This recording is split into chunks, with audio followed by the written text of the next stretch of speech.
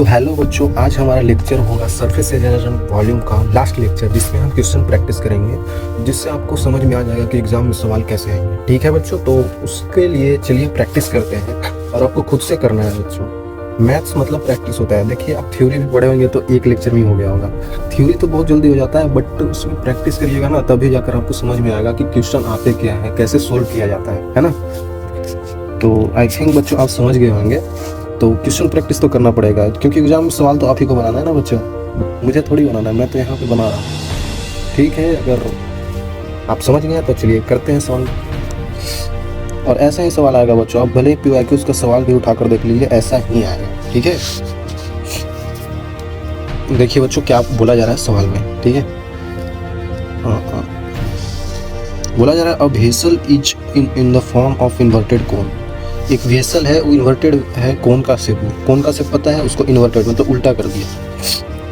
It is of height 8 centimetre दिया है, radius of its top और रेडियस दिया 5 सेंटीमीटर। देखिए मैं लिखता हूँ बच्चों, एक इन्वर्टेड कोन बना लेते हैं पहले, है ना। ये हाइट ही तो दिया हुआ है हमें, ये कितना है 8 सेंटीमीटर। ठीक है, 8 सेंटीमीटर है, और ये रेडियस मुझे दिया हुआ है, ये रेडियस मुझे कितना दिया हुआ है 5 सेंटीमीटर। आप देखें ना बच्चों, तो इसमें दिया हुआ चीज़ है, उसी को मैं लिख रहा हूँ। ठीक है, तो ये मैंने लिख दिया, if it is filled with water up to the brim. अच्छा, इसमें पानी भर दिया गया, और कहाँ तक, पूरा फुल पानी भर दिया गया। ठीक है, ऊपर से नीचे तक इसमें पूरा पानी भरा हुआ है बच्चों। ये आप अगर देखें ना, ये पूरा पानी से भरा हुआ है। ठीक है, यहाँ तक तो मैंने समझ गया, आप भी समझ गए होंगे, है ना।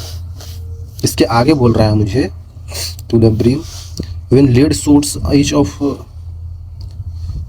which are a sphere of radius इतना centimetre dropped into the vessel। ठीक है, lead shoots मतलब कि कंचे, मतलब कि वही अंटा बोला जाता है ना उसको, मार्बल्स छोटे छोटे खेलते हैं बचपन में, उसी को मैं इसमें डाल रहा हूँ। ठीक है, उसी चीज़ को मैं इसमें डाल रहा हूँ बच्चों। तो ऐसे करके डाल देंगे तो छोटे छोटे जो है ना कंचे जो होंगे मार्बल्स, इसमें आके बैठ जाएंगे। ठीक है बच्चों, लेड सोट्स ऐसे ही लिख दिया। ठीक है, तो इसका रेडियस कितना है, ये छोटे छोटे कंचे का रेडियस कितना है बच्चों, मुझे दिया है 0.5 सेंटीमीटर। ठीक है, आगे देखते हैं, फाइंड द नंबर ऑफ। अच्छा, इसके आगे 1/4 of water is flow on. अगर मैं ये कंचा डाला ना बच्चों, तो इसमें पानी जो होगा ना, पानी तो ऊपर ही गिरेगा। जितना ही जगह छेकेगा, छोटे छोटे कंचे जितने जगह छेकेंगे, उतना ही पानी तो बाहर फेंकेगा। मान लेते हैं ये सब इतना था, ऐसे करके ये सब इतना कंचा था मेरे पास, इसको मैंने पानी में डाला तो इतना ही पानी तो बाहर आएगा। समझ रहे हैं, अगर आप बाल्टी में देखे हो, अपना हाथ ऐसे डालते हैं तो आपका हाथ का जितना वॉल्यूम होगा ऐसे, उतना ही वॉल्यूम तो उतना ही पानी तो बाहर गिरता है ना। तो वैसा ही यहाँ पे होगा, इसका जितना वॉल्यूम होगा उतना ही वॉल्यूम वाटर का बाहर आया होगा, बाहर आ गया होगा। ठीक है बच्चों, जितना ये जाएगा उतना ही पानी बाहर आएगा।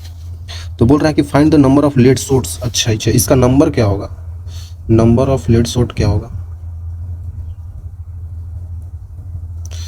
हमको ये निकालना है बच्चों कि इसकी संख्या कितनी होगी, मतलब मैं कितने सारे डाल दूं कि पानी इतना 1/4 बाहर आ जाएगा। सबसे पहले वॉल्यूम निकाल लेते हैं इसका, वेसल का। ठीक है, चलिए आ जाते हैं।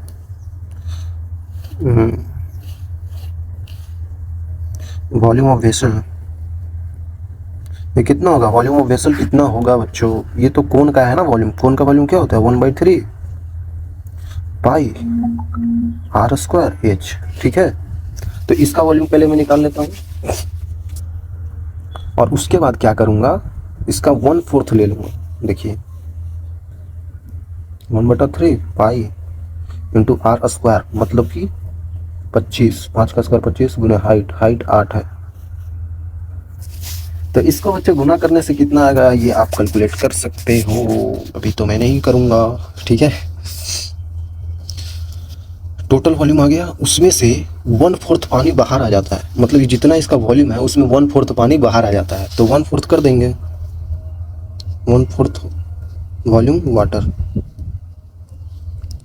समझ रहे हो बच्चों, 1/4 करना पड़ेगा, मतलब 1/4 से डिवाइड देना पड़ेगा, 1/3 पाई इंटू 25 गुने 8। ठीक है, इतना आया, मुझे 1/4 बाहर आ जाएगा तो ठीक है बच्चों।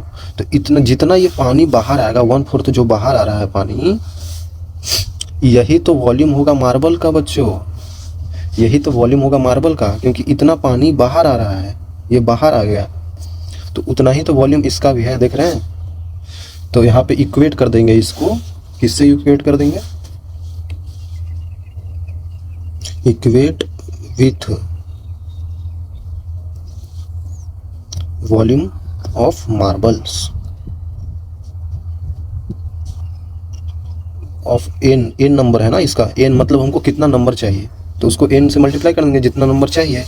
तो चलिए इक्वेट करते हैं बच्चों, इक्वेट कैसे करें, देखिए 1/4 इंटू 1/3 इंटू पाई इंटू 22 गुने 8 equal to number of marbles, volume of marbles क्या होगा, एन नंबर्स होगा ना, एन मतलब कि जो हमें नंबर निकालना है, देखिए बच्चों find the number of the leads, तो नंबर को एन मान लिया, इंटू वॉल्यूम ऑफ मार्बल क्या होगा, मार्बल कैसा शेप का है, स्फीयर शेप का है बच्चों, इंटू द वेसल, देखिए स्फीयर है, स्फीयर शेप का है, स्फीयर का वॉल्यूम क्या होता है 4/3 पाई इंटू आर का क्यूब, आर कितना है स्मॉल आर, हाँ स्मॉल आर दिया हुआ है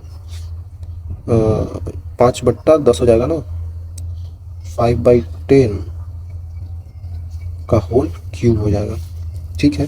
तो इसको मैं इक्वेट कर दिया, तो अब इसको मैं काट भी सकता हूँ बच्चों, पाई से पाई कट गया, ठीक है, पाई से पाई कट गया, और कुछ कट रहा है क्या,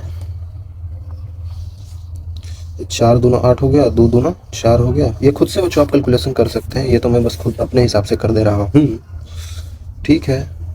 तो ये 2 बार में आ जाएगा, और ये कितना टोटल आ जाएगा बच्चों, 2 से काट देंगे तो कितना हो जाएगा n बाई 12, मेरे को लगता है इतना ही आएगा बच्चों, ठीक है। और फिर क्या करेंगे 22/3 बराबर n बट्टा 12, 300 के 12, और फिर इसको कैलकुलेट करेंगे तो n इक्वल टू मेरा आ जाएगा 88 आ जाएगा, मतलब मेरे को 88 ऐसे बॉल डालने पड़ेंगे मार्बल्स के, लेड मार्बल्स के छोटे छोटे बॉल 88 डालने पड़ेंगे, 88, तब जाके 1/4 पानी बाहर आएगा, समझ गया, है ना आसान बच्चों, बिल्कुल आसान है, आई थिंक क्लियर होगा आपको। कहीं पे दिक्कत होना बच्चों तो कमेंट कर दिया कीजिए, ये सब सवाल बच्चों करिएगा ना तो आप एग्जाम में बिल्कुल आसानी से कर सकते हैं, और आसानी से होगा, आपको मजा आएगा सवाल करने में, ठीक है। लेट्स गो आगे, अच्छा आगे बिल्कुल आसान, ये तो करना ही है आपको, ये तो करना ही है, सबसे आसान सवाल आया हूँ ये, बोल रहा है इन राइट सर्कुलर कोन, अच्छा एक राइट सर्कुलर कोन है, एक राइट सर्कुलर कोन है, ठीक है बच्चों, राइट सर्कुलर कोन है, cross section is made above the plane, अच्छा plane parallel to the base, अच्छा कोन में अगर cone parallel to the base है तो इसका मतलब तो ये फ्रस्टम हो गया ना, ये तो फ्रस्टम हो गया, वही तो बोल रहा है cross section is made above the plane parallel to the base, यहाँ पे अगर कोई क्रॉस सेक्शन बनाएगा तो पैरेलल टू द बेस है, तो पैरेलल टू द बेस है इसका मतलब फ्रस्टम हो गया, ये तो पढ़ाया था बच्चों ने आपको, फ्रस्टम ऑफ अ कोन हो जाएगा।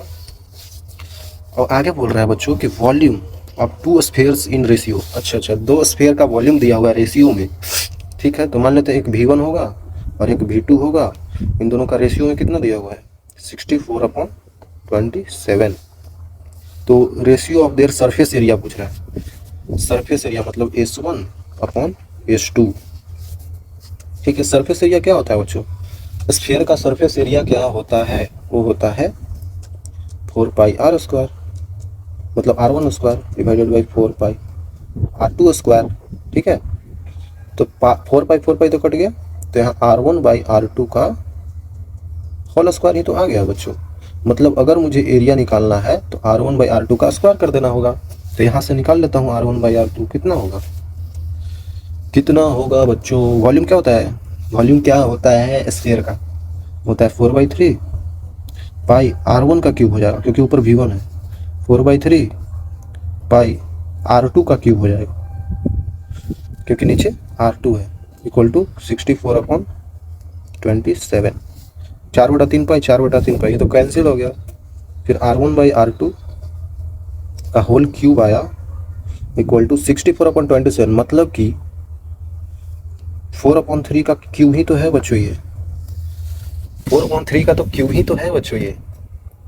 3 चौके 16, 16 चौके 64, 3 3 9 9 27। ठीक है ठीक है ठीक है। अब इसके आगे क्या करना है, इसके आगे देखिए, अगर पावर सेम होता है ना तो बेस भी सेम ही होना पड़ता है, ये तो प्रॉपर्टी पता ही होगा। ये 3 और ये 3 तो बराबर ही है, पावर सेम है, तो इसका मतलब ये होल और ये वाला सेम होगा। इसका मतलब R1/R2 मेरा आ गया बच्चों 4/3।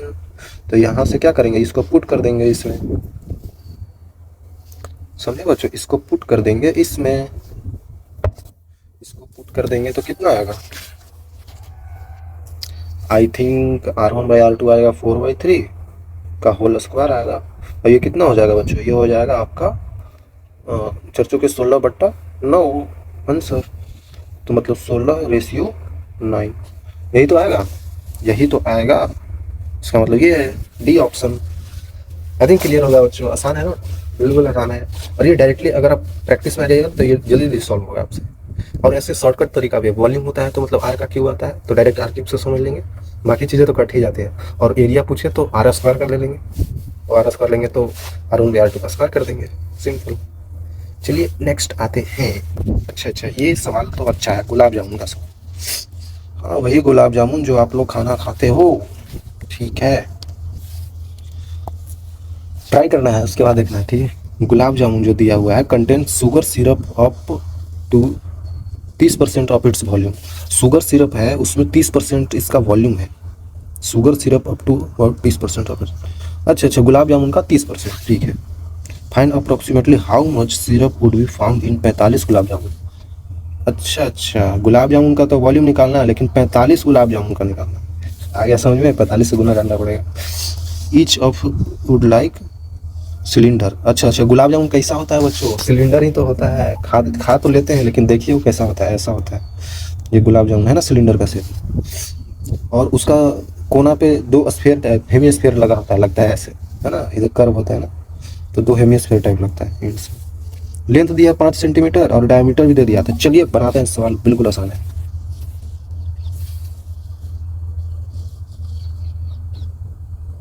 मैं बड़ा सा गुलाब जामुन बना देता हूँ ताकि छोटा में दिखेगा नहीं।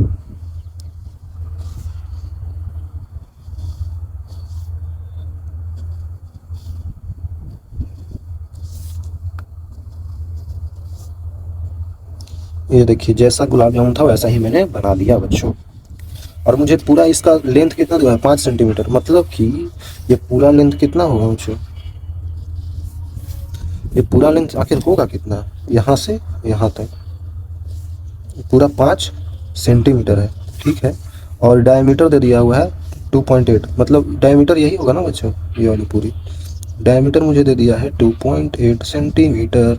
तो रेडियस हो जाएगा आधा, मतलब 1.4 सेंटीमीटर, ठीक है। तो रेडियस भी निकाल लिया इसका, इन दोनों का तो रेडियस सेम ही है, ये रेडियस पता चल गया। अब ये चीज़ पता चल गई हमें, तो हमें निकालना है वॉल्यूम किसका, ये गुलाब जामुन का। तो गुलाब जामुन का वॉल्यूम क्या होगा,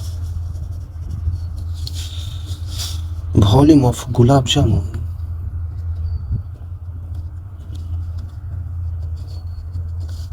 क्या होगा। तो सिलेंडर का वॉल्यूम, मतलब पहले वॉल्यूम ऑफ सिलेंडर होगा ये वाली, यहाँ से यहाँ तक, यहाँ से यहाँ तक, तो ये वॉल्यूम ऑफ सिलेंडर हो गया। इसको ऐड कर देंगे किस में, ये 2 हेमी स्फीयर में, ये 2 हेमी स्फीयर में ऐड कर देंगे बच्चों, ठीक है। 2 हेमी स्फीयर में ऐड कर देंगे। तो पहले वॉल्यूम ऑफ सिलेंडर लिख लेते हैं, plus 2 times of hemisphere का वॉल्यूम, ठीक है। तो आ जाते हैं, वॉल्यूम ऑफ सिलेंडर क्या होगा बच्चों, वो होता है πr² h। अच्छा, हाइट तो मैंने निकाला ही, रियल हाइट जो हमें चाहिए ना बच्चों सिलेंडर का, वो ये हाइट होगा, यहाँ से यहाँ तक का हाइट होगा, यहाँ से यहाँ तक। ओके, तो बहुत आसान है। इधर ये इतना रेडियस ही तो है, इधर ये इतना रेडियस ही तो है, तो 2 गुने रेडियस को हटा देंगे, 5 में से 2 टाइम्स रेडियस हटा देंगे, तो मेरा ये हाइट आ जाएगा, स्मॉल हाइट जो सिलेंडर का हाइट है, ठीक है। तो रेडियस कितना है बच्चों, 1.4, तो 2 टाइम्स कर देंगे 1.4 का, तो 2.8 वही डायमीटर। तो जो स्मॉल एच आएगा हमारा सिलेंडर का हाइट, 5 माइनस 2.8, तो कितना होगा ये बच्चों, ये हो जाएगा आपका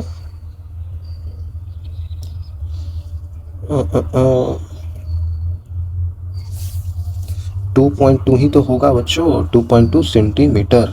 ठीक है, तो यही यहाँ पे हाइट यूज करेंगे। पाई आर स्क्वायर एच मतलब 2.2 plus 2 times of its hemisphere. Hemisphere का वॉल्यूम क्या होगा, 2/3 पाई आर क्यूब। आई थिंक ये कैलकुलेट करना पड़ेगा बच्चों। पाई आर स्क्वायर तो ठीक है, कॉमन आ गया।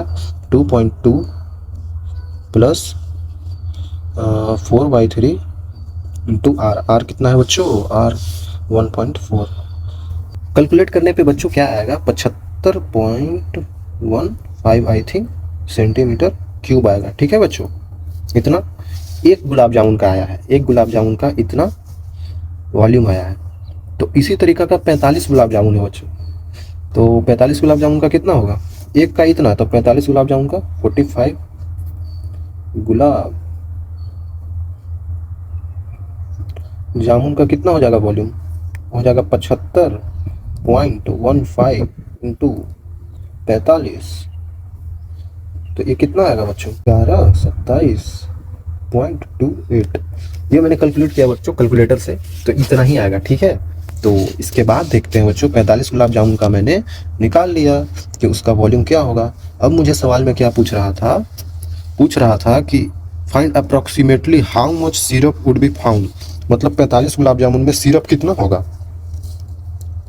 तो इसमें बताया जा रहा है कि कोई एक गुलाब जामुन है ना, उसमें 30% शुगर होता है, शुगर सिरप। तो 45 गुलाब जामुन का 30% निकाल लेते हैं, उतना ही शुगर सिरप होगा। ये तो और सिंपल हो गया। तो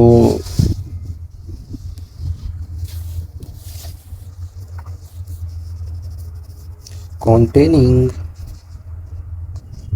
45 गुलाब जामुन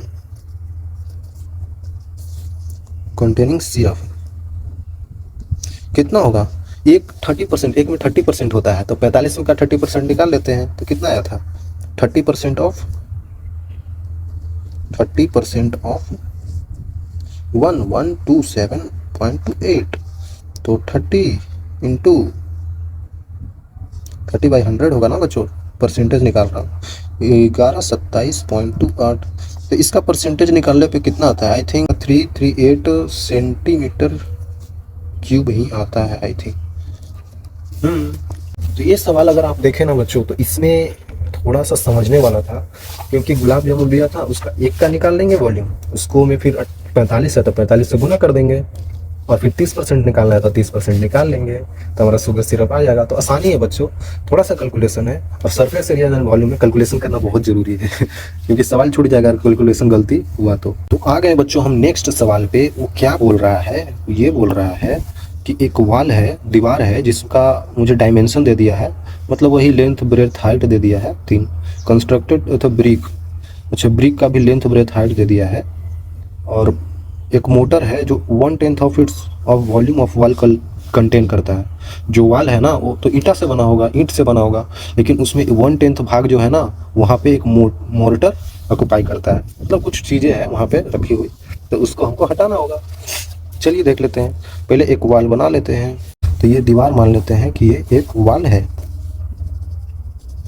है, जिसमें मुझे कुछ दिया हुआ है उसका डायमेंशन, जैसे ये 24 मीटर का लॉन्ग है, इसका थिक कितना है, मोटाई कितना है इसका, वो हो गया आपका 0.4 मीटर का, और हाइट भी दे दिया है मुझे।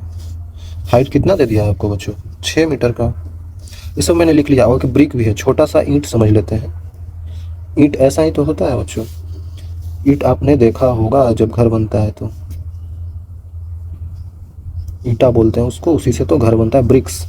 तो इसका डायमेंशन मुझे दे दिया है, वही 25 सेंटीमीटर लेंथ होगा, और 16 सेंटीमीटर ब्रेड्थ होगा, और 10 सेंटीमीटर हाइट होगा, तो वही दे दिया है मुझे।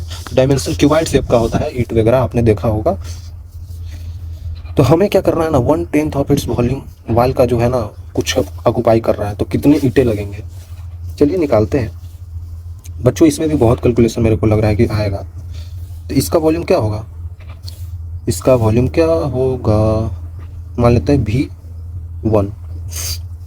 तो वॉल्यूम क्या होगा, लेंथ ब्रेथ हाइट को गुना कर देते हैं, तो 6 इंटू 0.4 इंटू 24, ये मीटर क्यूब में आएगा बच्चों। तो कितना आएगा 7.6 मीटर क्यूब आ रहा है, इतना वॉल्यूम आ रहा है। और इसका वॉल्यूम V1 कितना आ रहा है, V2 हो गया ना, हाँ V2 कितना आ रहा है बच्चों, 250 × 16 आ जाएगा। तो ये कितना हो जाएगा, सेंटीमीटर क्यूब आएगा ये बच्चों, लेकिन हमको सबका यूनिट सेम बदलना होगा। तो 250 × 16 डिवाइडेड बाई 100 का क्यूब, 100 × 100 × 100, तब ये मीटर क्यूब में आएगा। तो देख लेते हैं ये कैसे कट रहा है। हाँ तो 25 5 बार में, ये 2 बार में, और देख लेते हैं बच्चों ये 8 बार में कट जाएगा। तो 8 × 25 40 हो गया, तो 4/1000 ये हो गया 0.004 मीटर क्यूब। चलिए बच्चों यहाँ तक तो हमने निकाल लिया, ठीक है, यहाँ तक निकाल लिया। तो आगे देखते हैं, इसका भी मीटर क्यूब में मैंने निकाल लिया। 1/10 में तो वाल जो है, वाल का 1/10, इसका 1/10 वॉल्यूम जो है V1 का, इसमें मोर्टर है, मोर्टर वगैरह कुछ होगा, तो 1/10 कर देते हैं, 1/10 इंटू 57.6 मीटर का क्यूब है, और इसी को कर देंगे कितना, 5.76 मीटर क्यूब। अब मुझे पता चल गया कि 1/10 में मोर्टर है, तो मतलब हमको इतना वॉल्यूम हटाना होगा बच्चों, इतना वॉल्यूम हटाना होगा, तभी तो पता कर पाएंगे कि नंबर ऑफ ब्रिक्स कितना होगा। तो ये हमको हटाना होगा, ये वॉल्यूम हमको हटाना होगा इसमें से। तो रिक्वायर्ड वॉल्यूम कितना आएगा, 57.6 माइनस 5.76, इसको माइनस करेंगे तो कितना आ जाएगा बच्चों, आई थिंक 4, और ये कितना हो जाएगा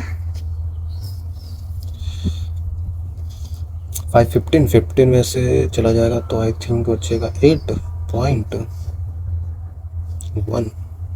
51.84 आ जाएगा आपका मीटर क्यूब। इतना आ गया मेरा वॉल्यूम, रिक्वायर्ड वॉल्यूम। इसी से हमको नंबर ऑफ ब्रिक्स भी पता चलेंगे, ठीक है बच्चों।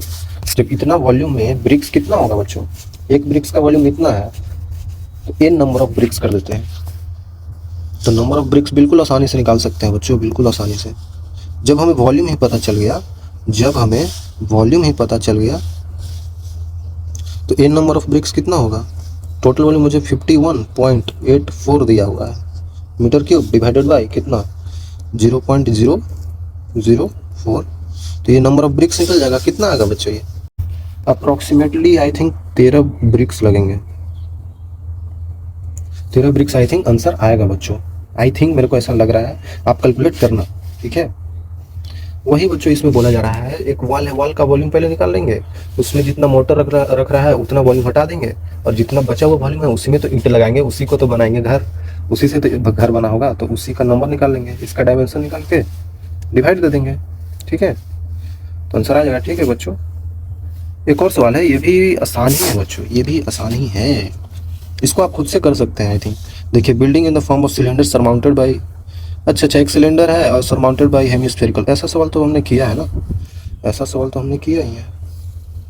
एक बिल्डिंग मान लेते हैं ऐसे, और ऊपर से इसको से ढक दिया गया है, किससे,